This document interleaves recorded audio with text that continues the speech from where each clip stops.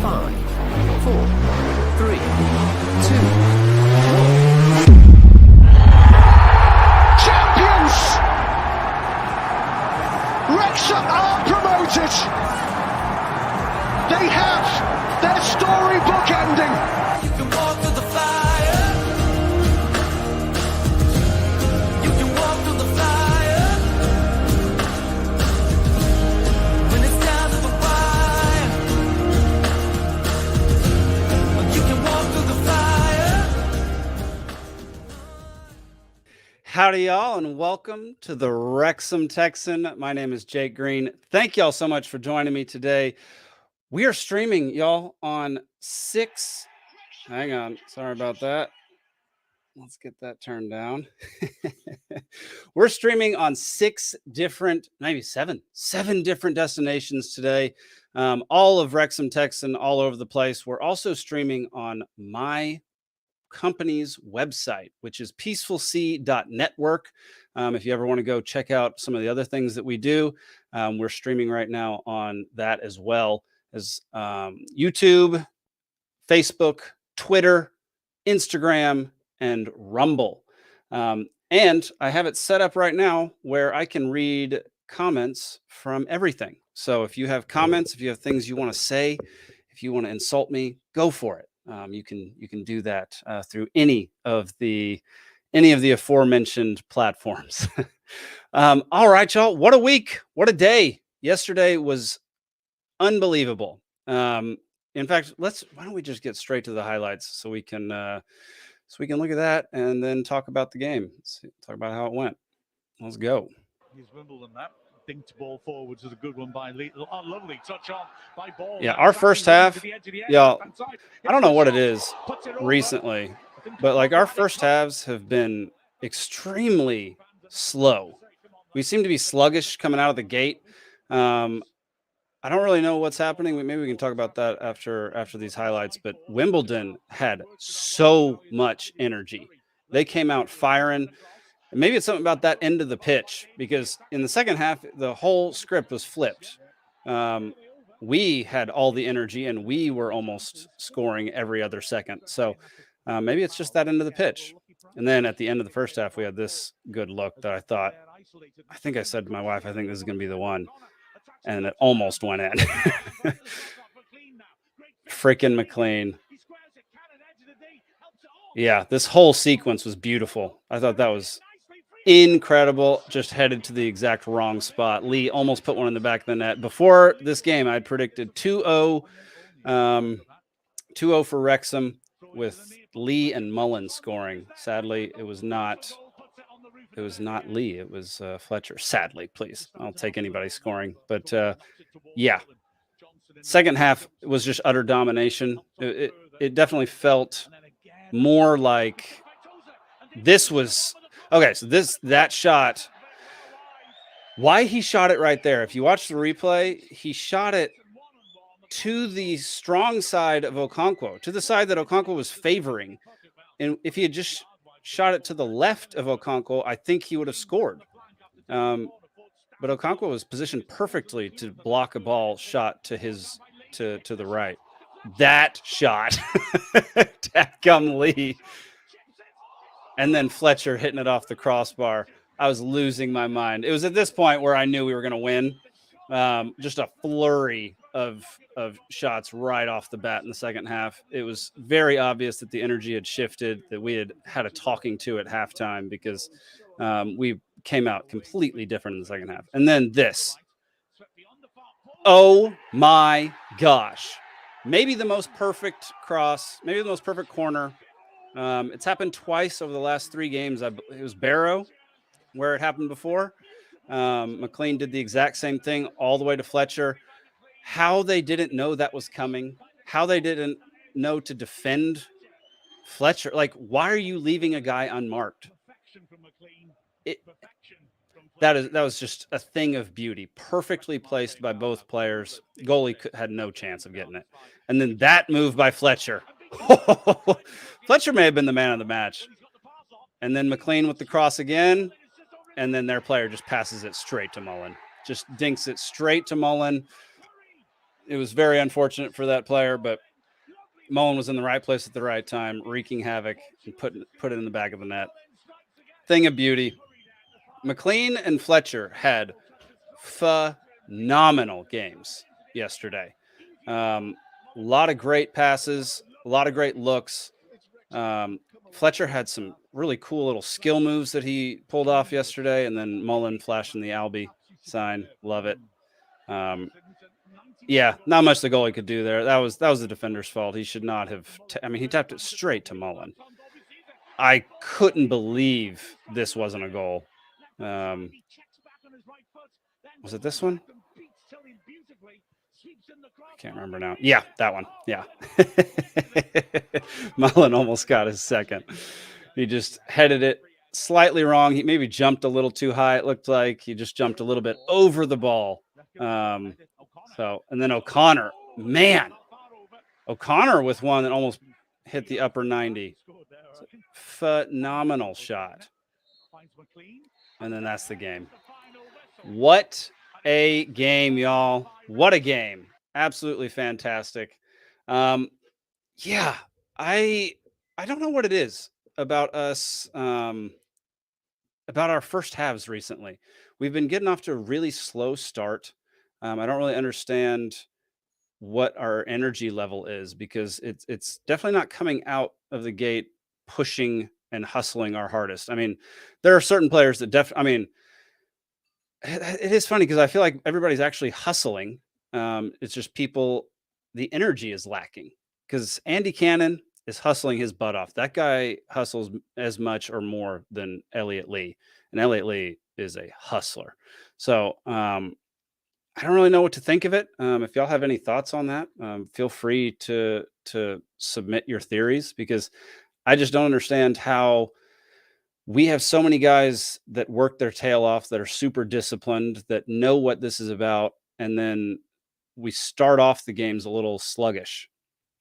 And it's not till after halftime that we seem to gain our footing and really hit our stride, and the energy gets pumped up. And it's home and away. It's everywhere. So I don't really know what's going on with that, but it's interesting to say the least. The good news is we have enough firepower to where even when we start off sluggish, we'll still be able to capitalize in the second half, because that's just how stinking good we are.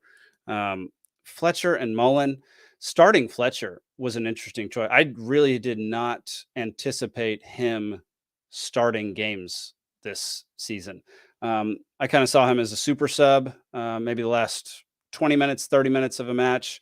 But man, since he has started, he has been dominating. He still has it. And to be fair, he was a Premier League player, so that's probably why he still has it. But let's go over let's go over the stats for the game, as I tend to like to do. All right. Possession. Like I said, I think this half and half, so 53 to 47 in favor of Wimbledon. It's basically half and half. I think it was a tale of two halves. Like, I think it was first half, they had possession like 60-70% of the time. Second half, we had possession 60-70% of the time. And I think it just came down to who was able to capitalize on their chances, because they did not even come. There were a couple of times when they came close. That one where Okonkwo was able to basically scare the guy into shooting wide. That was one. But they absolutely should have capitalized on. It definitely should not have been a clean sheet, but Okonkwo is good enough where even when they get good shots, he's going to be able to at least get a finger on it to make it go just slightly off target. And that's what he did yesterday. I thought Okonkwo was fantastic. I also feel like he's not talked about enough. He's kind of an unsung hero on our squad. And I just want to sign him so badly. Sorry, I got to take some coffee. Apologies. Already had a cocktail this morning. It's today is a playoff game. Today is the start of the playoff, or yesterday was the start of the playoffs in the NFL, and my Cowboys play today. And if you know nothing about Cowboys and playoffs, it has not gone well for the past, what is it, 28 years. 28 years since we've won a playoff game. So I went out to brunch with some folks and for somebody's birthday, and I had a cocktail. I had some French toast, two things I generally do not have. And I'm feeling super interesting right now. I'm like vibrating out of my seat. So apologies if I'm a little scatterbrained today. Let's see. Dual success rate, about the same. Aerial duels, about the same. They had 16 interceptions to our 8, 1-1 offsides, 5-5 with the corners. Distribution, fairly even. They had a few more passes than we did. And like I said, it's very similar to last week's game. Extremely even all the way across the board till you get to the attacking. We had 2 goals off 10 shots. They had 0 goals off 17 shots. There you go. That's what sets us apart. We're able to convert even though we only got 10 shots. Only 5 of those were on target. We put in the back of the net 40% of the shots on target. That's phenomenal. And people just that's going to be hard to overcome for most squads unless they have some super quality offensive players. And so there's a reason that I'm never extremely nervous during a Wrexham game until we get down by 1. And then the nerves definitely go up. But even when we're down 1 or down 2, I still feel like, oh, we got this. We're coming back. Like, it's no big deal. If we're down 1, we could make that up in a matter of seconds. And yeah, I mean, we have Fletcher, Mullen, Lee, McLean. Who else has been crushing it recently? I mean, Cannon. I feel like Cannon has been all over the field. He's been everywhere all at once. He also commits fouls pretty regularly. And speaking of fouls, Elliot Lee, that dude should have gotten a red card yesterday. That second tackle in the second half where he basically just took the guy out. Like, there was one where he took the guy out when he was on a breakaway, which obviously is a yellow card, which was very unneeded too. He didn't need to do that. But that second one, he knew he was on a yellow, but he stuck his freaking leg out anyway and just tripped the guy. I don't know why he didn't get a red card, but fortunately he did not. He just got a warning. He absolutely should have been kicked off the field and not been able to play next game. Let's see. Our shooting accuracy was 50%. Theirs was 6. They had 6%. They had 1 shot on target for their 17. That's what I'm saying. That one where Okonkwo came out, that shot wasn't even on target. He had the entire goal and he chose to kick it off target. What, like, come on, man. I mean, I'm not cheering for you, but you got to do better than that. That's really, really bad. Tackles, about even. Tackle success rate, they beat us on that. Clearances, about even. Discipline, about even. No red cards, 1 yellow card on each side. I forget what their yellow card was for. I feel like it was a tackle of some sort, but I can't really remember. So, yeah. It was a heck of a game, y'all. I thoroughly enjoyed it. My wife is at her sister's place in Las Vegas right now, and so we weren't able to watch it in the same room, but we FaceTimed on my computer, and I was able to share my screen so that we could watch it together. That was the most unique way I've ever watched a game with somebody. Thought that was super interesting, and it worked out like beautifully. I think she was less than half a second behind me when it came to like seeing the game, because obviously it's streaming to me and then I'm streaming it to her via a call. And so, yeah, I mean, she was just barely behind me, so we were able to celebrate at the exact same moments. It was fantastic. I highly recommend if that's something that if that's a situation you find yourself in at any point in time. Let's look at the table, y'all, because I'm feeling really good. I've said it so many times. It's a bunch of my different reels on Instagram and Twitter and all that say that we're going to win this league. I've seen a couple Stockport games now, and I do not think that they I don't think they can maintain what they're doing right now. Especially with that, like you see this win, loss, draw, draw, win, win. So they're already they're showing signs that that they might be drifting a little bit. They're going to drop points here and there. I don't see us dropping that many points. Especially if we end up signing folks. In fact, let's go to the news. Where's the news? Latest news. Any news on I just wanted in gallery form. Let's see. All right, no news as far as signings or anything like that. I did see that we were fighting for somebody, but it doesn't look like that was reported on our website.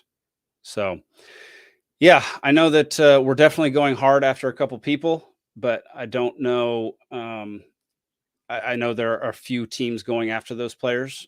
And like we talked about last week, we want a striker, we want a midfielder, and we want 2 defenders.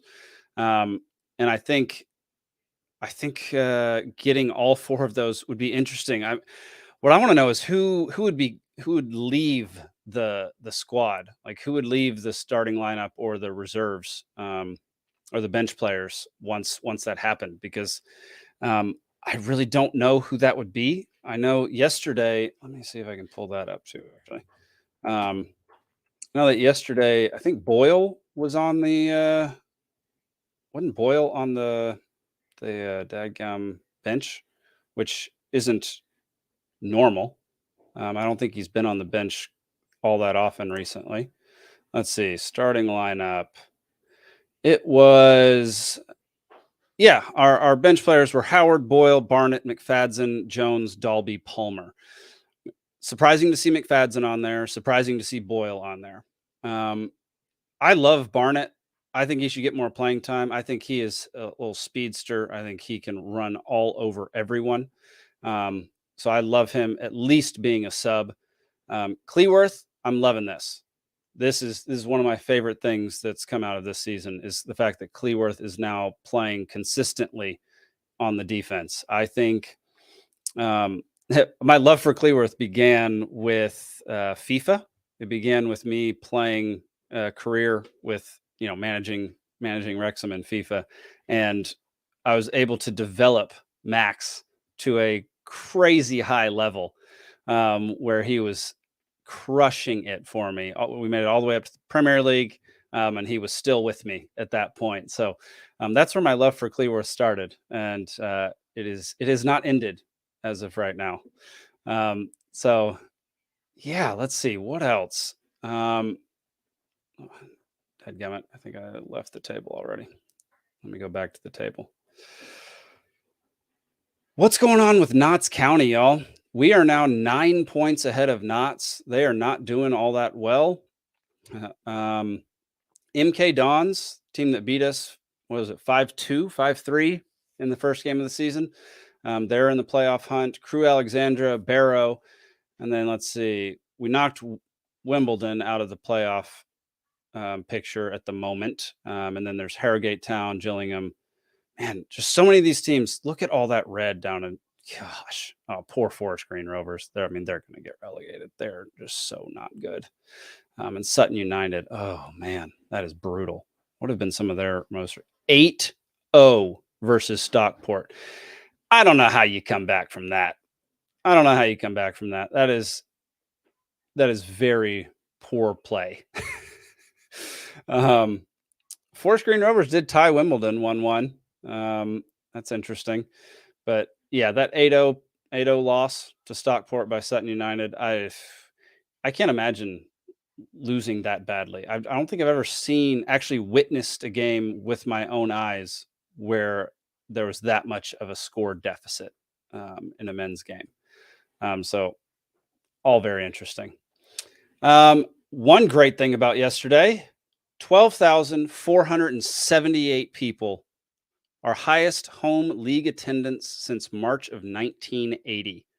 That is fantastic. What a day. That is beautiful. That is incredible. I love how much support this squad gets, and I love how much people get excited for it. I wonder how, for people like me who have never actually been to Wrexham and have never been to a match, have never interacted with people from Wrexham in real life, I know there are tons of people like that who are following Wrexham now, and I find it. I'm intrigued to see how long the enthusiasm for Wrexham and especially foreigners, how long that lasts and how intense that stays. Because I I know that over time people will lose interest once we don't get promoted in a year, and once the documentary goes away, which eventually the documentary will go away. It might last 3, 4, 5, 6 seasons, but it will go away eventually, because that's just how TV works. People will lose interest. There's a limited number of stories to tell, especially the way that they're doing it. And so, yeah, my biggest ponderance, is that a word? Is how long all of this enthusiasm outside of Wrexham will last for the squad. So that's one thing that intrigues me, because I'm all in. This is my team. Like I said at the very first episode of this podcast, I have been looking for a team for decades, and it took me this long to find the team that I wanted to stick with, and I'm sticking with it, because yeah, I'm all in. I'm all in on Wrexham. All right. Speaking of people who have fallen off of Wrexham, here is Christian Dibble getting the victory, in a penalty shootout for Kidderminster. Let's watch this real quick. It's a penalty as they drive the ball. He stows it. Good save. Great save, Dibble. Look at that. A miss by Chris Clark. Christian Dibble with the save. Look at that. Oh, to save the draw, Slow run, bottom right-hand corner. All right. Oh, that was at the end of. Oh, interesting. That was at the end of the game. And he was saved again. And Dibble saved again. Dibble dives to his right. Look at that. And Chris Clark sees his second penalty in the space of 10 You love seeing it. You love seeing old Wrexham players doing well. And I always love Dibble. I know people tend to beat up on Dibble a lot, but I'm not a huge fan of that. I always liked the guy. He seemed like he hustled. He worked hard. Good dude. Is he going to do it again? Oh, he almost got that one too. That would have been incredible. That would have been incredible.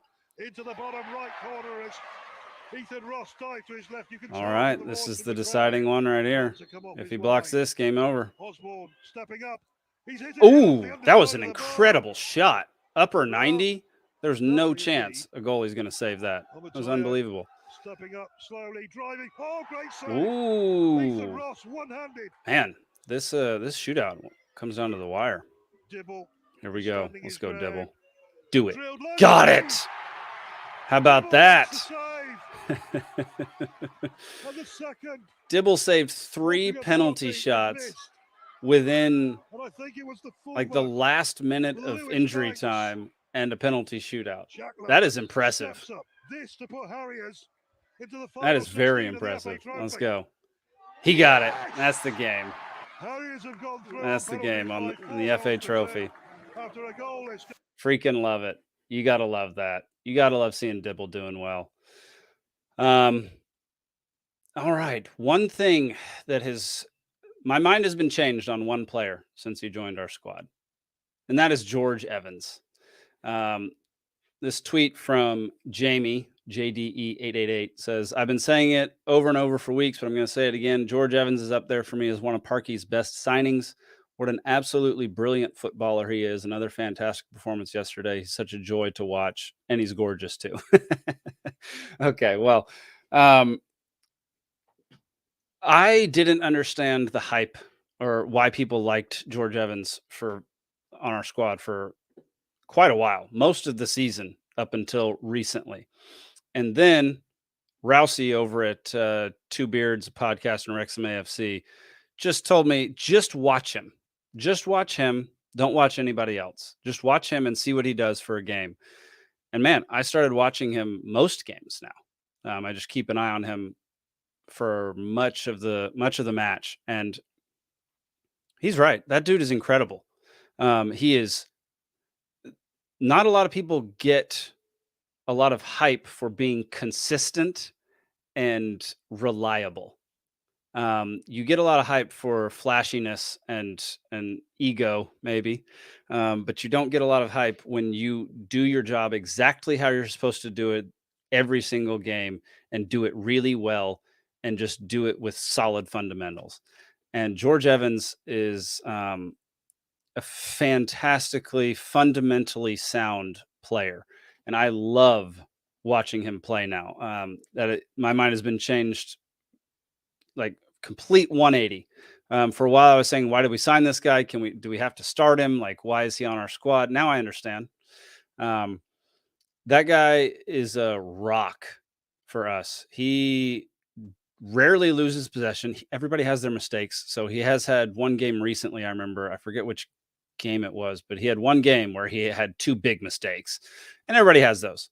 But for the most part, he is able to maintain possession. He keeps us grounded. He keeps our possession like a lot of the time and takes our possession. I would agree with Jamie in saying that he's one of the best signings that we've had, because he's allowed us to hold the ball for much longer, maintain possession, have better looks, have better crosses, put the ball down the field more, and in much better ways, more precise ways. He's able to find people who are open, and get them the ball in a way where they're able to actually move with it and continue the pace of play. I just think he's been one of the most phenomenal signings that we've had over the past year or two. He's no Elliott Lee. No one's going to be Elliott Lee. Elliott Lee is still my favorite and is always going to be my favorite. I can't say always, but he's going to be my favorite for a while. But yeah, I think watching George Evans play is an absolute delight. All right, y'all. Let's see. I'm going to pull up our website once again. I got to do a prediction for next week. 5 days. We play Newport County. I forget where Newport County is. It's an away game. Let's see. Where is Newport? Newport is number 17. They have 34 points. They've won 2 out of their last 4. Let's see. They beat Doncaster, tied with Sutton and Crewe, dominated Forest Green. Oh, yeah, they lost to us. That's right. 2-0 to us. Only 5 games ago. That's crazy. We're playing them again that quickly. And they tied 1-1. They lost 2-0 to us when we were at home. So I imagine I'm going to say we're still going to get those 2 goals. But I think it's going to be a 2-1. 2-1 win. I think that I'm going to say Lee scores both goals. Elliott Lee scores both goals after somehow not getting a red card this past game. I have no idea how. But Elliott Lee is going to score 2 goals and get back in the groove, get back into his original beginning of season form. So, yeah, 2-1. I think it'll be 2-1 versus Newport on Saturday. It's going to be a fun game. I cannot wait. Thank you all so much for watching and listening to this show. I really appreciate it. I love talking Wrexham. I'm going to start having people on again here soon. Looking forward to chatting with folks. And I like doing this live too. It makes it more exciting and just a little more fun for me. Last week we had a ton of comments. Today I did not give basically any notice before I went live. Last week I put out a post a couple hours beforehand. So no comments today, but that's no big deal. I don't have a problem filling the void with my own comments.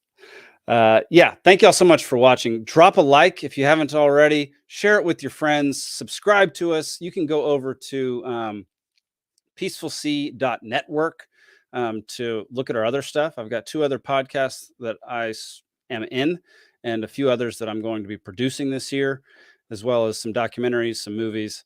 Yeah, that's it for today, y'all. Thank y'all so much. We'll see you next time. Peace. You search my soul with all your heart, you're gonna see it. You're gonna see it. And if you knock my soul with all your strength, you're gonna find it. You're gonna find it.